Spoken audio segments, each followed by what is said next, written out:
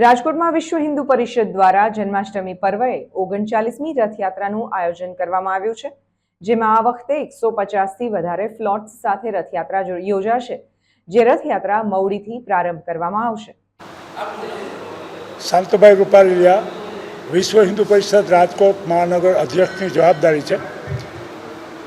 વિશ્વ હિન્દુ પરિષદ છેલ્લા 38 વર્ષ થયા રાજકોટના રાજમાર્ગો ઉપર જે શોભાયાત્રા અને 39મા વર્ષમાં આ વખતે અમે શોભાયાત્રા કાઢવા જઈ રહ્યા છે।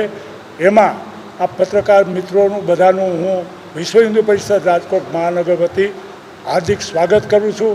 ફરીને તમારું સ્વાગત છે। મિત્રો, 1964માં સાંદીપની આશ્રમમાં જન્માષ્ટમીને દિવસે વિશ્વ હિન્દુ પરિષદની સ્થાપના થઈ છે। 7-8-10 લોકોથી આ સ્થાપના વિશ્વ હિન્દુ પરિષદની થઈ આજે વટવૃક્ષ બની ગયું છે। પહેલાં તો બધાને જય દ્વારકાધીશ।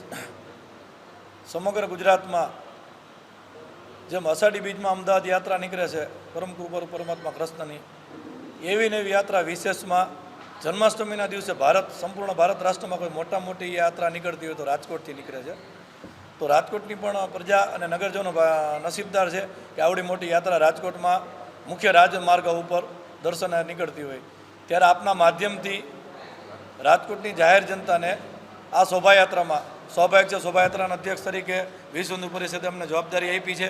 તો જવાબદારીના ભાગરૂપે આપના માધ્યમથી રાજકોટની જાહેર જનતા તેમજ સૌરાષ્ટ્રની જાહેર જનતાને રાજકોટનો લોકમેળો માણી અને શોભાયાત્રા માણે અને આખું રાજકોટ જ્યારે કૃષ્ણમય બનતું હોય ત્યારે